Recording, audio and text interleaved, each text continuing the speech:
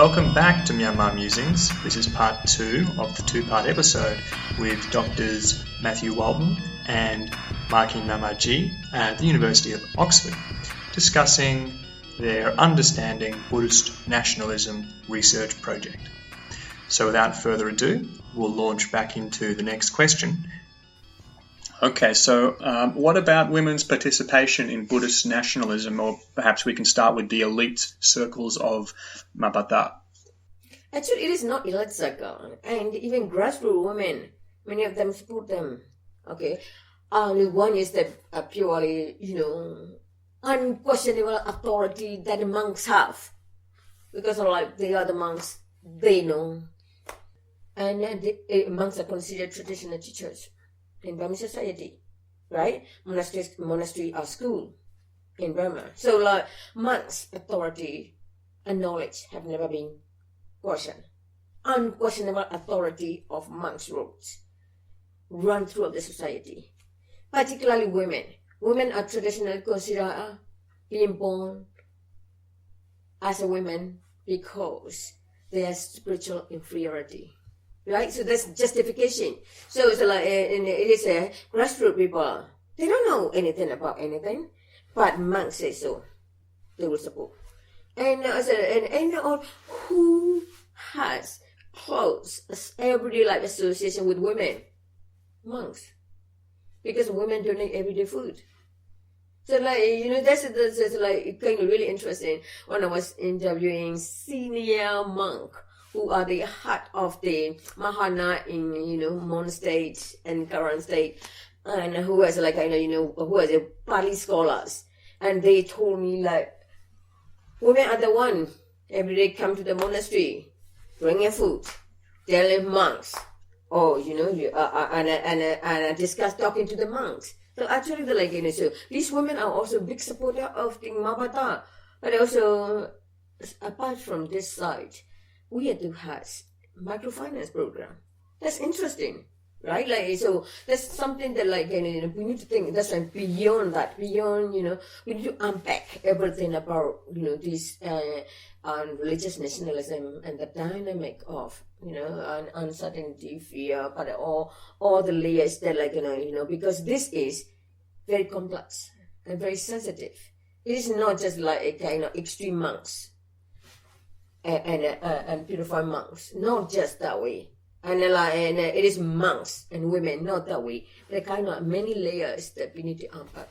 And there's also a kind of related to all this. I mean, there's a long history, at least for the last century and a half in Burma, Myanmar, of sort of almost we could call spiritual revolutions, moments of spiritual revolution. So we think about the end of the 19th, beginning of the 20th century, where Ledi Sayadaw was creating these meditation groups and high-level Abhidhamma study groups. And what was remarkable about that was that he was creating space and encouraging women to study, high-level Buddhist philosophy and meditation, basically for the first time ever, and creating these sort of independent sort of spiritual authority centers, right? I mean, these places where women were becoming very well educated for that. And we think about the slightly more recent rebirth and regrowth in the last 30 to 50 years of the Vipassana movement, and how much that has been led by, sort of key female figures in meditation centers. I mean, certainly you have the monks at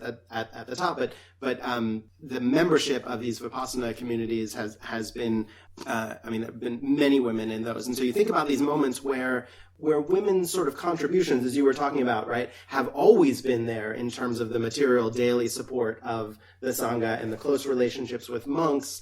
Yet there have also been these moments where women have had opportunities, apart from the norms, to take the lead in a kind of more spiritual, authoritative way. And I think we can see that, in terms of some of the actions that women are taking in leading protests, on behalf, maybe it's Mabata, maybe it's another group, on behalf of protecting the sasana, right? And taking the lead in doing that. And that is a prestigious, important duty to do that beyond just the daily work that they're doing. So it makes perfect sense, right, that women would be taking up those roles. But also really interesting that we have not talked about nuns, right? Is it actually kind of really important to looking at nuns? What are their roles? how do they think about the Mabata, right? And because of that, and in some level, we can see that nuns face discrimination within the monastic order in many ways, right? But only now it's like, so now if they have a chance, what will they do?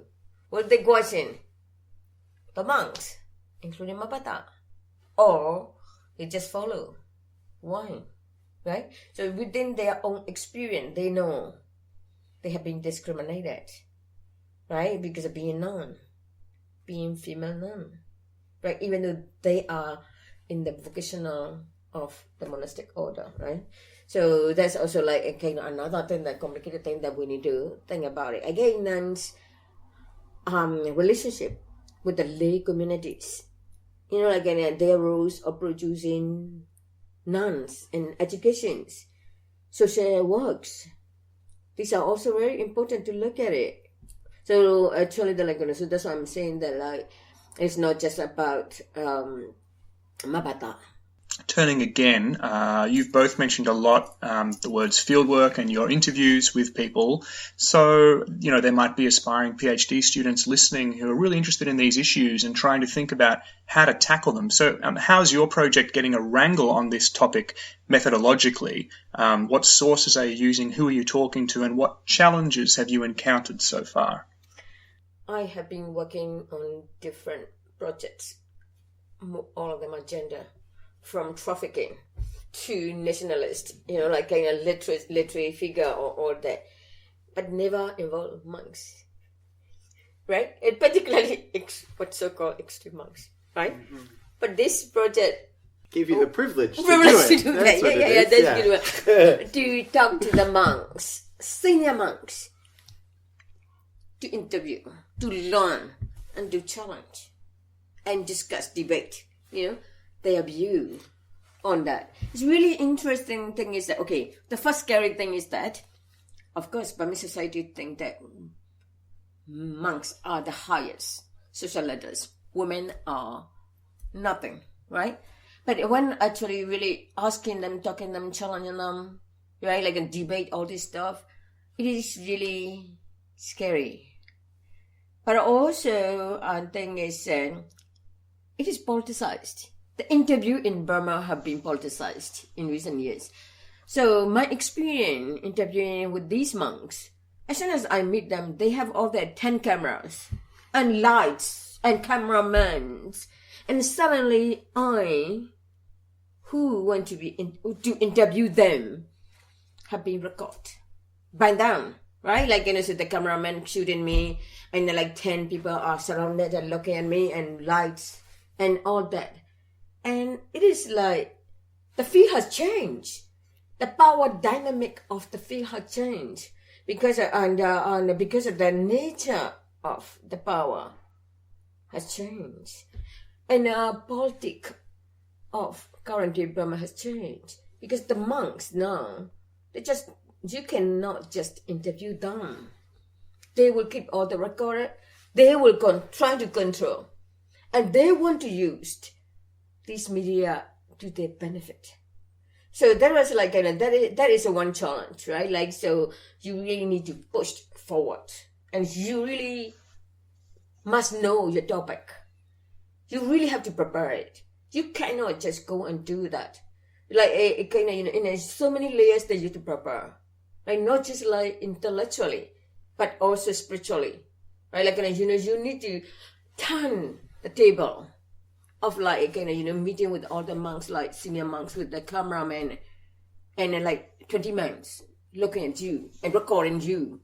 And so actually that you need to turn it. In order to do so, you must know your topic, you must confident in what you're doing, and you must also be fair to them. You cannot, often we think that we are anthropologists academy from privileged university like Oxford, or any other university, just go to the field, grab all the data.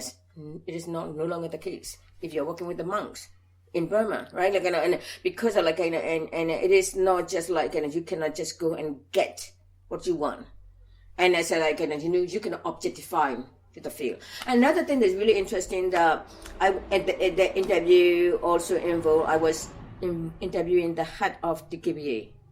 So I have to walk the river, walking the river. Mind you, I don't swim. So like kind of, so actually I'm meeting with the head of the KBA, where security guard with gun surrounded me. So the interview was also a kind of, like a challenge and emotionally, right? But on the other hand, also, I also learned one thing that, once you know your subject, as you know the topic, and you are genuine, you are fair, and you are not, in a way, that not justifying of exploitation, and and thinking about I'm the one who's going to interview, and you actually, when you treat with respect, and you also gain the respect. So when I was in one state, I was interviewing senior monk in one state, and when I went there to the monastery, there were 5 chairs, and the head of the monks invited other senior monks. But they are well educated. They got a Pali, in a Piraka, and a scholar, and they took. They let me ask the question. They are taking challenges because they are well educated. So when you actually meet them and they actually listen to my point, and they also allow me to challenge them of their whatever view. And so actually I learned something that, number one, you need to respect your informants. You cannot just go and I'm coming from university, I'm doing PhD or scholarly work or whatever, and don't treat people in the field without respect that you know better than them. Actually not. Because they are this is their field, this is their area, this is their socio-political, cultural environment, so they know better. So you need to respect them. But also you have to try to give them something. Not just in the academy, you just go interview and you came back, you publish, you apply funding, and you never go back and give anything. You have to give it.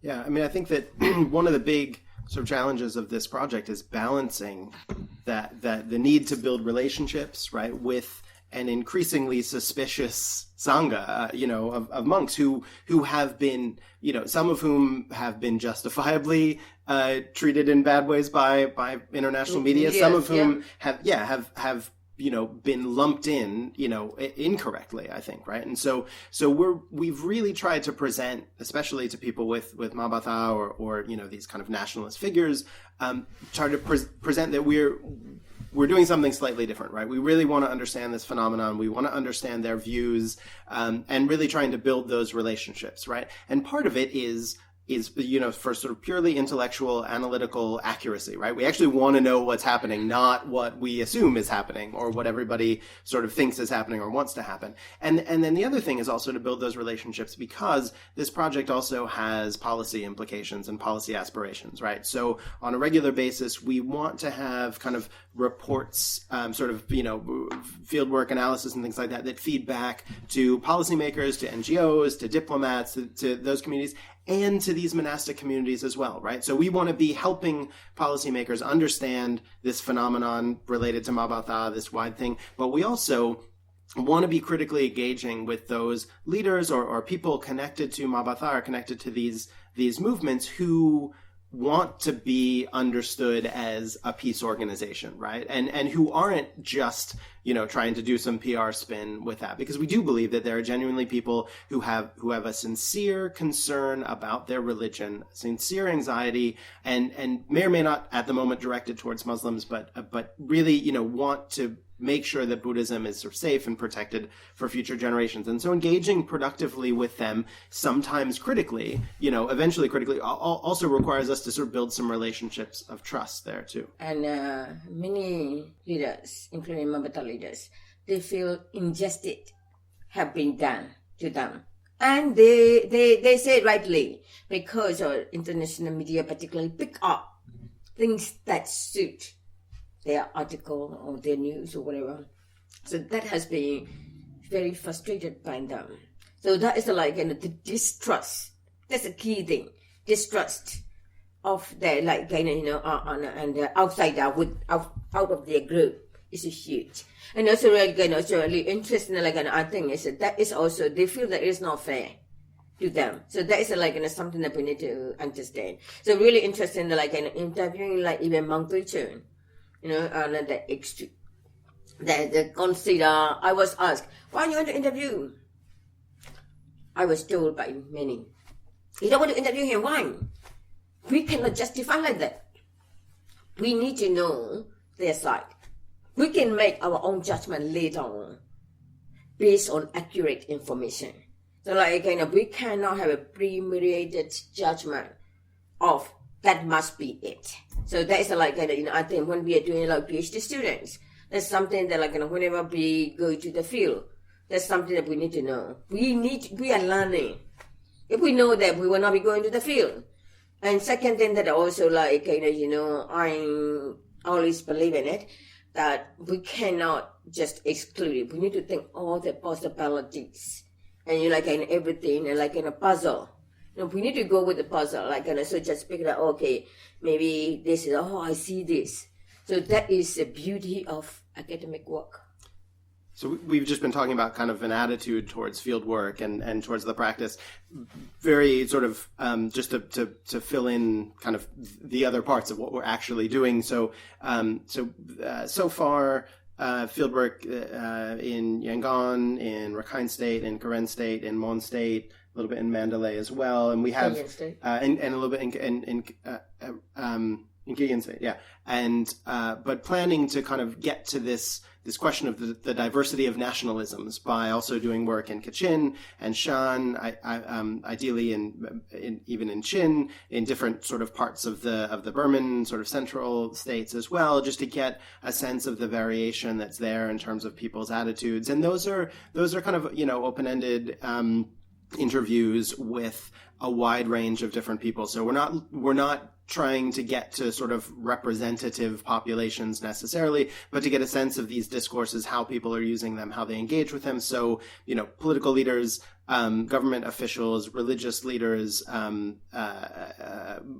people associated with different like NGOs and other organizations, media people. And then ordinary people who might be members of these organizations or might explicitly reject those, just to kind of, it's a really sort of wide-ranging net. And those interviews, that qualitative work is also then meant to complement a lot of discourse analysis with a lot of different sources. So trying to collect all of the Mabata-related journals, a lot of the books that they're publishing, doing discourse analysis of that, and then also sermons. So we aim for this project to have a database of, anywhere from like 50 to 80 sermons that are in some way associated with either Mabata or nationalism or Sasana protection or something like that, to really understand what is the language that people are using, how is it deployed in these sermon contexts, and hopefully, by the end of the project, having that in particular as a publicly available data set that we hope will be useful for other people as well. And again, that one is not to say that characterizes monastic sermon discourse. It certainly doesn't. It's a tiny little subset related to our project, but we think that will be a useful part of really understanding, the language that people are using, especially because one of the premises of this project is that the English phrase Buddhist nationalism does not adequately describe what's going on, certainly doesn't reflect the myriad ways in which Burmese people are coming to this and engaging with it. Okay. Before we wrap up, let's bring it back a little bit to sort of the objective discrimination that's going on. So you've argued elsewhere that what has not yet appeared in Myanmar is a set of alternative organisations to Mabata that can respond to people's fears about the disappearance of Buddhism, the need to retain their culture, or the desire to educate their children with basic Buddhist values without blaming or vilifying Islam or excluding Muslims from the national community. So what actively prevents this? What can be done? Is there a role for government, for other parts of the monkhood or religious authorities, thinking about cornering the marketplace like you were talking about? Yeah. I think it's if we are expecting the other alternative organization at this stage, it is preferable, right? This will work, but it kind of, at the moment, remember we have our Burma education system has been totally, completely wiped out. There's a no critical education, no critical thinking skill. There's a Burmese education is rote learning system and pedagogy of oppressed, right? Like, so actually so there is a knowledge has been only politicized knowledge, particularly under military value. So that is one thing. But also there are positive thing is there are a lot of civil organization coming out, civil society coming out, right? Like, so civil societies are working on the issue to balance a little bit better. But we cannot also expect only education alone. We cannot expect government to set up this kind of organization. In my view, it will not be happening because most of the government members are also product of the military education, military system we grown up because of this prolonged militarization and a generation also grown up under this military role. So even though ideally, right, there's government should be doing that. We are expecting too much of the government, even though there are wills. Do they have a capacity to do that? Right? Even there's will, can they? So that is a realistic view. But also another thing is that we talk about education, but see, only 1 out of 4 children go to school in university. Right? So if we are thinking about education system, it will not affect, but we need to find alternative sources such as artists, such as media. The other alternative, a way to educate the society. We don't really need to have another organization, but if we can educate mass population, that with an informal education, that would be good. But also another thing that is insecurity. We need to think their economic is not secure yet. Their positions are not secure yet. They are also starting negotiating, traditional, their culture that they proud and moral values that come into Burma. So between the two worlds, they are trying to negotiating. So actually, it should take some time. It should take some time as long as they start to secure off their position, their culture, their tradition, and when they know which way they want to go, which part of culture they want to pick up and maintain, which part they don't want, and one if they can think of, then that would be better. So I completely agree that we should have sort of reasonable expectations of government capacity, knowing all of that you said. I also think that one of the things that frustrates me with the current government is that even though it's reasonable to have low expectations of their capacity, I think we should have higher expectations of their sort of perspective and positioning. So it has been extremely frustrating that Uanko, the religion minister, he kind of has this intermittent battle with Mabatha, but everything that he says is so rudely dismissive of people who would support this movement or these causes, right? So to suggest that the only reason why people would be coming out to protest against him is because they get paid is just so sort of awful and offensive, frankly, and suggests to me still that senior NLD leadership not only doesn't understand this phenomenon, but doesn't want to understand this phenomenon because they think that they're better than it. And that's the problem, right? It kind of characterizes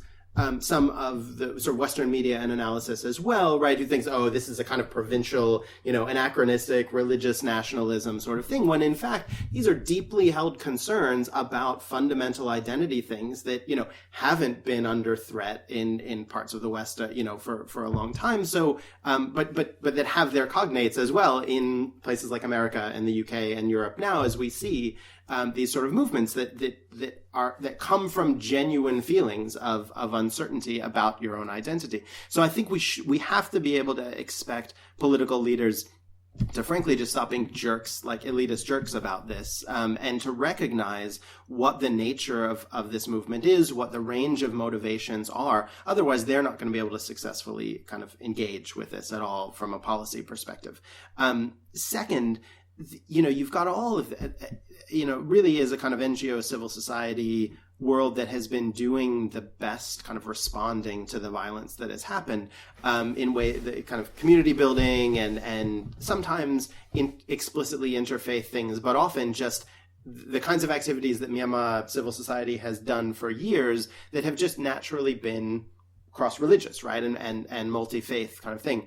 And that's really good. But we still, as we wrote about several years ago, see this disconnect between the discourses that largely urban, somewhat Western-educated civil society groups are using to argue against this, which is largely a kind of human rights discourse, things like that, that doesn't seem to resonate necessarily with lots of people in Myanmar. And so that's, that doesn't mean that that's not a convincing argument for some people, but that it does mean that, if women's groups in Yangon and across the country have been struggling on behalf of women's issues and women's rights for so long, yet aren't recognized by so much of the population as doing that, that's a disconnect. That's a conceptual, narrative disconnect. And so civil society groups, I think, need to rectify that in some ways. And then the final thing is about monks, right? Because I think the clear thing is there are always going to be limitations to what lay people can do to challenge monk-led movements. I mean, Ma just talked a lot about the kind of inherent and deeply inculcated respect for monks and for whatever monks have to say, even if they're frankly talking nonsense about religion or about Islam or anything like that. And so that's absolutely going to require monastic discourse sort of on the other side, right, as it were, or monks articulating different versions of this or different visions of this. And we've seen a little bit of that, but I think we've only started to see it because the environment has started to change over the last year. I mean, we have to remember that even for some high-profile monks, it was dangerous in 2015 to be speaking out against Mabata. I mean, number one, because it's hard to be seen criticizing a group that bills itself as defending Buddhism, right? And is kind of the only game in town when defending Buddhism. Two, because monks are still held by this code of not splitting the Sangha, not sort of airing your dirty laundry. And that's really important to a lot of monks, to do that kind of stuff in-house, to do it internally and not do that. I mean, monks got, death threats when they would criticize Mabata. And I think we're starting to see different perspectives come out. We're starting to see louder, more prominent monastic voices that are trying to articulate, alternative pathways to this. But that's going to be a slow development there. But I think, having monks that will do that and will do it in ways that are culturally appropriate and resonant, right, with Buddhist communities, that's what's going to be important. And so, we're going to rely on that. And that just means that it's going to be a slow developing response, right? Because it's too easy to articulate an argument that says Muslims are the reason why your life is bad or, uncertain or anything like that. It's a lot harder to come back with a much more nuanced version that says, look, this transitional anxiety is related to a lot of different things, and the ways in which we would strengthen Buddhism are to turn internally and, and to respect other religions and yada, yada, yada, all this sort of stuff. That's a much more nuanced message that people are receptive to, but it's going to take time to develop that on different levels and to have the religious legitimacy that comes from monks expressing it. I think it's disconnection is a very key word here because of the consecutive government. Whenever they do policy, there's nothing is based on fact or nothing is based on research. They just make the right policy because they feel like it, right? So, generally speaking, in Burma, research capacity is very low. Right? Even current government, right? So that's like a kind of, when they're doing policy and all this stuff, how many research that they have done? How many of them, like, for example, census and things like that, very good data have they done? Look at it. So actually, that's really the, like, kind of, and also like child protection issues, rape cases. Rape is the second largest crime in Rangoon. And the government must stand up and do it. That's like, it's a priority. These things that, like, government have lack of. I don't know, it is not just incapacity, but a kind of priorities. It is not in the priority list. So that is one big thing. Second thing is we need to actually strengthen capacity of the member of the government, including working with the based on the ground. What is going on the ground, they need to understand. Same thing with the monks, monastic orders. Mahana is far distant to the grassroots monks. So there is a real disconnection, and everybody is making assumption and judgment and policy and everything without connecting. That's really fascinating. The last thing that I always like to do is ask the guests if you have a recommendation, anything for listeners to read or to listen to. It can be related to your research, or it can be anything else. Well, can I just give a plug here for Tea Circle, for our Oxford blog on Myanmar things. I mean, I think we've really been happy at the number of blog posts that we're getting from Burmese people and a younger generation of Burmese scholars and activists on a ton of different topics, and these things range from sort of cultural and arts to politics to sort of ethnic conflict and religion. We've got one coming out next week that's going to be on the cross-border antiquities smuggling trade between Myanmar and Thailand. So, I mean, I think that I find editing that is just such a great thing to sort of, not just to stay up on Myanmar research, but to get a real appreciation of the breadth of engagement, especially that's been possible in the last 5 to 7 years. And so I think, I have a great time editing and reading that, and I think people really enjoy reading those as well. So. And we are having a organizing women workshop in here in November, and so we are particularly understanding of complexity of gender issue in Burma, and looking at the transitional violence, nationalism, all this stuff, in we are having it, and hopefully also we can produce also brief work.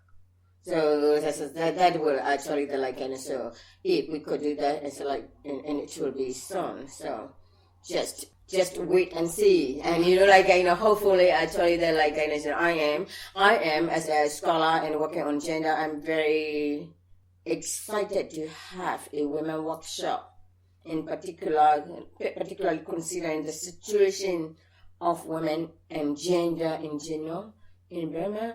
Because I also think that it is, when we talk about women, gender, men also included. So so that is something that in coming workshop we're going to focus on, and hopefully that will come out something very good. Also brief. Is there any funding available for beer and masculinity studies? So you want to change your topic? No, alcohol and masculinity will be very interesting. Moral masculinities. And why men are trying to insert alternative masculinity in modern setting when they feel they lost their traditional masculinities. All right, thank you so much. This has been really excellent. So I think it's probably that we own you own us beer. All right, it's coming. So thank you very much.